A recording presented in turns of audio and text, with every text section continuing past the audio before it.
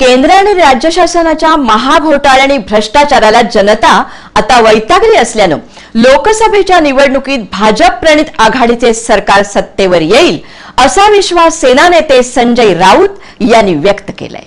देशाचं वाटोळं झालेलं आहे आणि त्या वाटोळं करणाऱ्या घोटाळ्यांच्या रोज चमत्कारिक सुरस कथा आपण वृत्तपत्रात वाचतो, पण वाचून आपण सुद्धा थकलो आणि हे देशामध्ये आता आपल्या असंच चालणार अशा प्रकारच्या मानसिकतेमध्ये आज आपण आहे। मग अशी महागाईचा विषय पहिल्यांदा सांगितला की गॅसचं सिलेंडर कसं महाग झालेलं आहे, पेट्रोल डिझेल कसं महाग झालेलं आहे, भाज्यांचे भाव कसे कडाळलेले आहेत आणि या महागाईच्या भस्मासुरामध्ये आपल्यासारख्या मध्यमवर्गीयांच्या कुटुंबाची कशी होरपळ आणि सस्य होरपळ होते आपण आहे। 17 एप्रिल रोजी होणाऱ्या रत्नागिरी सिंधुदुर्ग लोकसभा मतदारसंघाच्या निवडणुकीकरता भाजप सेना महायुतीतर्फे उभे असलेले विनायक राऊत यांच्या प्रचारार्थ रत्नागिरी येथे आयोजित कार्यकर्ता मेळाव्यात ते बोलत होते। दीप प्रज्वलित करून आणि छत्रपती शिवाजी महाराजांच्या अर्धपुतळ्याला पुष्पहार घालून व शिवसेना प्रमुख कैलासवासी बाळासाहेब ठाकरे, कैलासवासी मीनाताई ठाकरे यांना वंदन करून कार्यकर्त्या मेळाव्याला सुरुवात करण्यात आली।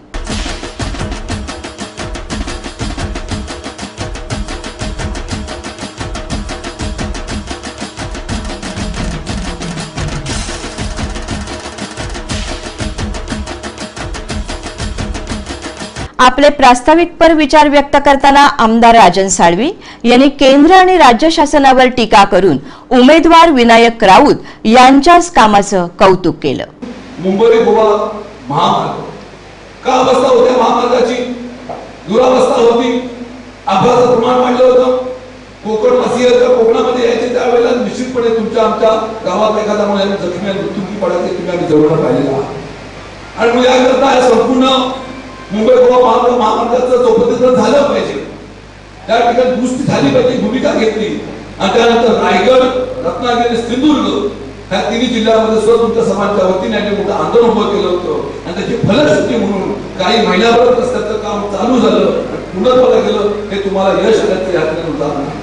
त्याचबरोबर विधान परिषदेची विविध आमदार आपल्या शिवसेना पक्षाचे असताना सुद्धा माध्यमातून निधी आलेला माझ्या माहितीप्रमाणे दोन्ही जिल्ह्यामध्ये मिळून जवळजवळ 10 कोटीच्या वर निधी आहे आकडा चुकला 14 कोटी। 14 कोटी निधी यांनी आमदार असताना आणि खासदार नसताना निधी दिलेला आहे। तुम्ही आम्ही कल्पना केली पाहिजे भविष्यामध्ये काही खासदार झाल्यानंतर आपल्याकडे अक्षरशः पैसा जशा नागपुरा पडल्या तिकडे तसं त्याचा नागपुरा पडतो असं मी त्यांनी अपेक्षा करतो। या प्रसंगी भाजप सेना आरपीआय महायुतीचे नेते, तालुका प्रमुख, शहर प्रमुख, महिला पदाधिकारी आणि प्रमुख कार्यकर्ते मोठ्या संख्येने उपस्थित होते। 17 एप्रिल रोजी होणाऱ्या लोकसभेच्या निवडणुकीत रत्नागिरी सिंधुदुर्ग लोकसभा मतदारसंघात आपण चमत्कार घडवून दाखवूच असा विश्वास उमेदवार विनायक राऊत यांनी आपल्या भाषणात व्यक्त केला। या देशाचं जन्याचं संपूर्ण हा देश घालण्याचं काम दुष्कृत्य ज्या काँग्रेसने केलेलं आहे, या मतदारसंघातल्या मतदारांचा विश्वासघात करून मतदारसंघाची विल्हेवाट ज्या पद्धतीने आपल्या सोयीसाठी लावली, त्या काँग्रेसचं सुद्धा संपूर्ण उत्तराला पाणीपत करायचं काम मागच्या अनेक निवडणूक झालेल्या मीटिंगमध्ये मी केलंय। त्यामुळे या सभेमध्ये राजकारणावर मला बोलायची गरज नाहीये। ज्यांच्या जोरावर तुम्हाला हे पद मिळालेलं आहे ते पद तुमच्या कुटुंबियांच्या हितासाठी नाही, तर तुम्हाला ज्यांनी पद दिलेलं आहे त्या तुमच्या परिवारातल्या या सर्व शिवसेना, भारतीय जनता पक्ष आणि आरपीआय या परिवारातल्या सर्व घटकांच्या हितासाठी आहे। त्यामुळे मंत्रीपद मिळो अथवा खासदारपद मिळो ते माझं नसणार, ते मला भूषवण्यासाठी जरी असलं तर त्या पदाचा पुरेपूर उपयोग मला ज्यांनी हे पद बहाल करून दिलेलं आहे ते माझ्या महायुतीतल्या प्रत्येक कार्यकर्त्याच्या हितासाठी ते राबवलं जाणार, यामध्ये कुठेही शंका असता कामा नये। भाजप सेना आरपीआय महायुतीची एकजूट पाहून सेना नेते खासदार संजय राऊत यांनी समाधान व्यक्त करीत सरकारचे डोके ठिकाणावर नसल्याचे सांगून कार्यकर्त्यांना सतर्क राहण्याचं आवाहन केलंय। सरकारचं डोकं ठिकाणावर नाही। या देशामध्ये गेल्या 10 वर्षामध्ये 5,00,000 कोटीचा भ्रष्टाचार झाला. पाण्यापासून ते स्पेक्ट्रम पर्यंत, कोळशापर्यंत,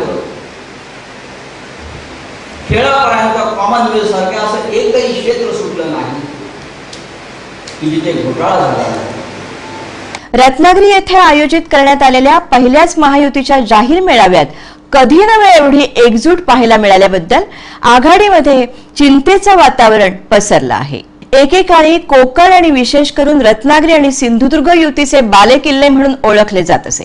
परंतु युतीच्या अंतर्गत मतभेदामुळे डॉक्टर निलेश राणे यांच्या रूपानं आघाडीनं आपलं वर्चस्व प्रस्थापित करून युतीचे उमेदवार सुरेश प्रभू यांचा सुमारे 47,000 मताधिक्याने पराभव करून या मतदारसंघावर आपली पकड घट्ट केली होती. दरम्यान कोणी कितीही वल्गना केल्या तरी केंद्रात नरेंद्र मोदी यांच्या नेतृत्वाखाली सरकार सत्तेवर येणार असल्यानं महायुतीच्या सर्व नेते आणि कार्यकर्त्यांनी एकजुटीने कामाला लागावं असं आवाहन माजी आमदार बाळ माने यांनी केलंय. आणि म्हणून या ठिकाणी मी एवढा आशावाद व्यक्त करेन की जर एवढी सत्ता आपल्या समोर आहे आणि नरेंद्र मोदींचं जर वातावरण आहे तर मला वाटतं उद्याच्या लोकसभेचा विजय हा 100% आपला भारतीय जनता पार्टी शिवसेना. रत्नागिरी येथे आयोजित महायुतीच्या मेळाव्याकरता जिल्हाभरातून आलेल्या अनेक प्रमुख नेत्यांनी आपला विचार व्यक्त करताना महायुतीचे उमेदवार विनायक राऊत तेच विजयी होतील असं सांगितलंय. तुम्ही नेहमी प्रत्येकाने शिरावर घ्यायची जबाबदारी की माझा उमेदवार जरी राऊत सर असले, राऊत साहेब असले तरी त्यांच्यापेक्षा मीच एक उमेदवार आहे, मी तुमच्याकडे येतोय, सांगा जर काही कमी असतील त्याप्रमाणे आपण वागण्याची गरज. यावेळी चिपळूणचे आमदार सदानंद चव्हाण, आरपीआयचे नेते दयानंद मोहिते, तालुका प्रमुख बंड्या साळवी, शहर प्रमुख प्रमोद शेरे, नगराध्यक्ष अशोक मयेकर, भाजप जिल्हाध्यक्ष सचिन वहाळकर, राजू शिंदे, सतीश शेवडे, तालुकाध्यक्ष बाबा बाईंग यांच्यासह महायुतीचे पदाधिकारी आणि कार्यकर्ते मोठ्या संख्येने उपस्थित होते. जिल्हा प्रमुख राजेंद्र महाडिक यांनी आपल्या भाषणात शिवसेना पक्षप्रमुख उद्धव ठाकरे यांच्या रत्नागिरी येथे होणाऱ्या जाहीर सभेत महायुतीची ताकद दिसेल असं देखील सांगितलं.